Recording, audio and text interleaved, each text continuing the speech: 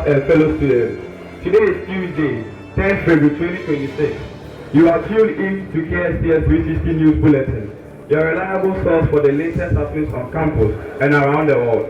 I'm Mr. Dai Opokuche, joined by Here are the top stories making headlines today. President Mahama recalls Baba Jama from Nigeria as High Commissioner over vote buying allegations in Ayawaso East NDC primary. Zambian Sports President Mohamed Fugu ignorantly described it as blouse, but Ghanaians educate them. Nana Agrade's 15-year prison sentence reduced to 1 year. The voice contestant, if Unyanya in one death after being bitten by snake. Panic as teacher goes missing after funeral trip in Volta region. Violence, assault, property destruction, man inter-school sports festival in Koforidua. Ghanaian musician, Showboy arrested. Manchester United defeat 10-man Tottenham 2-0 for 4 straight Premier League wins. Now, let's move straight into the details, beginning with national matters. President John Dramani Mahama has directed the immediate recall of Mohamed Baba Jama Ahmed from his post as Ghana's High Commissioner to Nigeria following allegations of voter inducement during the National Democratic Congress Ayawaso East Parliamentary Primary on Saturday. The decision was announced in a statement issued by the Presidency on Saturday 9, February 7, 2026. It follows controversy surrounding the Ayawaso East constituency primary held on Saturday, in which Mr. Baba Jama contested and emerged winner. In various media interviews, some voters admitted receiving television sets from a contestant. On his part, Baba Jama in the media, he saw nothing wrong with giving out gifts and said this is not the first time he was giving out gifts, and that on interview numerous occasions, he has given out gifts and therefore, if he gave out gifts on Saturday, there was nothing wrong with that. According to the presidency, Baba Jama's recall was prompted by allegations that some delegates were induced during the party's internal election. National matters. President John Mahama has embarked on a 3-day state visit to Zambia to strengthen diplomatic ties between the two countries. However, beyond the high-level engagement, attention on social media has shifted to the president's fashion sense, with some Zambians mocking his attire. During the visit, President Mahama wore a fugu, a traditional Ghanaian smoke that is deeply rooted in the culture and heritage of northern Ghana. This traditional outfit, which is highly regarded as a symbol of identity, pride and cultural expression, drew mixed reactions online. When photos of the Ghanaian president's arrival in Zambia surfaced on social media, some Zambians took to the comment section, brazenly displaying ignorance about the fugu outfit. According to Zambian netizens, President Mohamed's fugu outfit looked like a blouse, with some even questioning whether he had borrowed it from his wife, Lordina Mahama. President of Zambia, Hakainde Hichilema, has humorously stated that his country will be ordering more Ghanaian fugu following days of lively social media conversations sparked by President John Dramani Mahama's choice of attire during his state visit to Zambia. Away from national matters, the Amasaman High Court has reduced the prison sentence of controversial evangelist Patricia Esiedua Esiama, Nana Agrada, from 15 years to 1 year. After ruling that the original punishment was excessive. In its decision, the court upheld her conviction but exercised its discretionary powers to review the sentence. The court concluded that while the offense justified a custodial punishment, the initial 15-year term with hard labor was disproportionate to the circumstances of the case. The court also fined her 200 penalty amounts to 2,400 Ghana cedis. The revised sentence is to take effect from the date of her conviction on July 3, 2025. This means Nana Agrada will serve a total of 12 months in prison.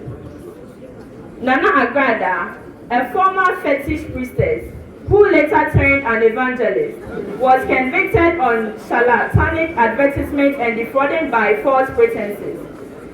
The trial court's decision to impose a lengthy sentence with hard labor generated widespread public debate and drew significant legal attention. 3-year-old man, Eje Owusu-Efriye, has been arrested in Ashanti region for allegedly selling sobolo and aftertaste. Make this read. The arrest followed a police raid on a local drinking spot known as Biviki, where officers seized several barrels of aftertaste, bottles of alobo bitters, and quantities of sobolo suspected to have been laced with the illicit substance. The suspect is currently in police custody, assisting with investigations, while authorities work to determine the extent of the alleged operation. On the international front, Ifunyanya Iwangene, a contestant on season 3 of The Voice Nigeria, died after being bitten by a snake in her apartment. There has been an outpouring of grief in Nigeria following the death of an aspiring singer who died on Saturday after being bitten by a snake in the capital, Abuja. Ifunyanya Iwangene, 26, rose to prominence after appearing on The Voice Nigeria, local version of the international TV singing competition in 2021. She was known for her versatility, blending jazz, opera, classical music, and soul. Videos shared on social media show a snake handler removing a snake from her apartment, as people nearby can be heard screaming, "It is a cobra!" In campus-related development, Koforidua, Eastern Region, what began as a solemn funeral trip briefly turned tense on January 31, 2026, after a teacher and media director went missing following a staff journey to the Volta region. Some staff members had traveled to Dode to attend the funeral of the late father of the assistant headmaster for academics, Mr. Lambert Duho. After the laying in state and church service, the group proceeded to a hotel at Tajevu, where food and drinks were served before their return journey to Koforidua. Following their nearly 5-hour journey, the staff bus was approaching Koforidua when it was discovered that Sir Maxwell Peter Senyabwa, popularly known as Pandit, a teacher and director of KSTS 360 News, was not on board.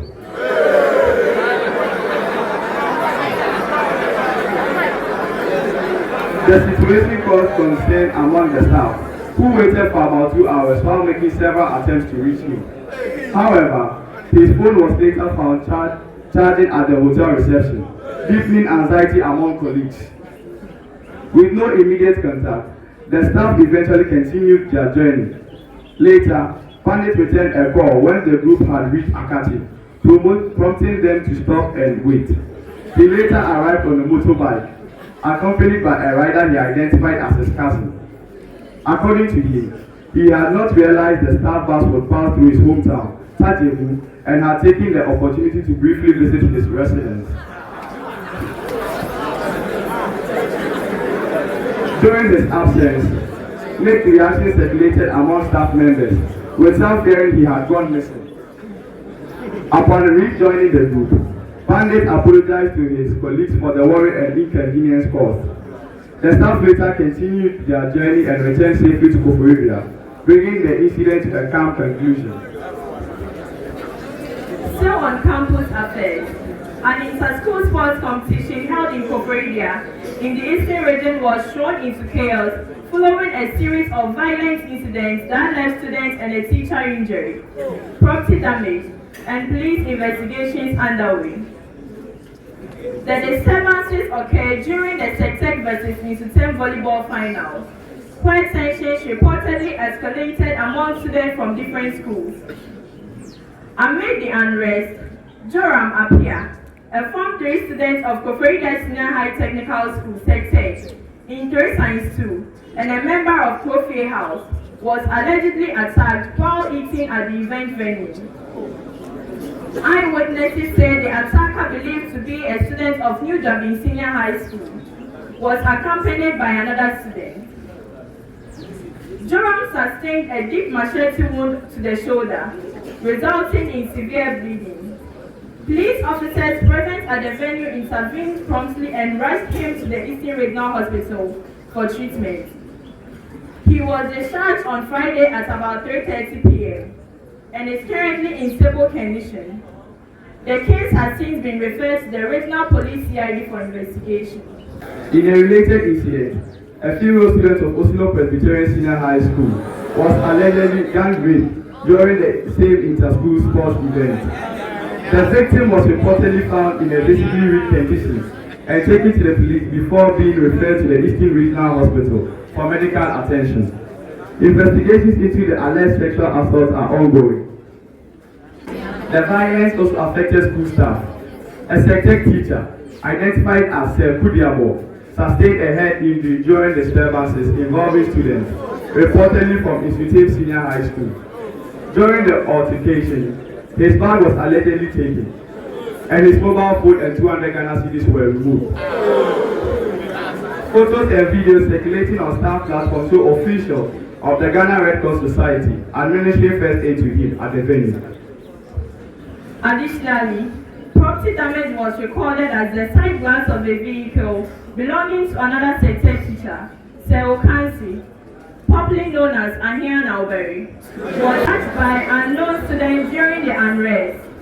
Authorities have condemned the violence, and the police have commenced investigations into all reported incidents as calls go for improved security and stricter supervision at inter-school sporting events. Moving on to entertainment, Ghanaian musician Sam Safu Jr., popularly known as Showboy, has been arrested by the Ghana Police Service following the circulation of videos showing him allegedly resisting arrest. In a recent video, he is seen handcuffed and expressing frustration while interacting with police officers, who were said to be acting on orders from the CID headquarters. During the encounter, Showboy requested water and asked to speak to a psychiatrist, claiming he is a psychiatric patient. As officers calmly managed the situation, the arrest follows an earlier incident at his residence, where individuals believed to be CID officers attempted to arrest him while he was live on TikTok. The confrontation went viral after Showboy challenged the officers, insisting they lacked proper arrest documents and refusing to go with them. As of now, the Ghana Police Service has not officially stated the reason for Showboy's arrest or detention. Finally, let's look at what's trending in the world of sports. Manchester United claimed a 2-0 victory over Tottenham Hotspur at Old Trafford on Saturday, securing their fourth consecutive Premier League win under head coach Michael Carrick. Tottenham were reduced to 10 men in the 29th minute when Captain Christian Romero received a straight red card for a reckless challenge on Casemiro. The opening goal came in the 38th minute through Brian Mbeumo, who capitalized on a well-executed set-piece routine after United had already created several chances. Despite Ahmad and Matheus Cunha having goals disallowed in the second half, Bruno Fernandes ensured United's victory with an instinctive back post finish 9 minutes from time. The result maintains Manchester United in fourth place, 3 points behind second place Manchester City. Tottenham remained in 15th position. This has been KSTS 360, bringing you the news and updates that matter. I'm Amishadai Opokuchi. And I am Priscilla Tuadana. Lord give KSTS, and Lord give us great of excellence.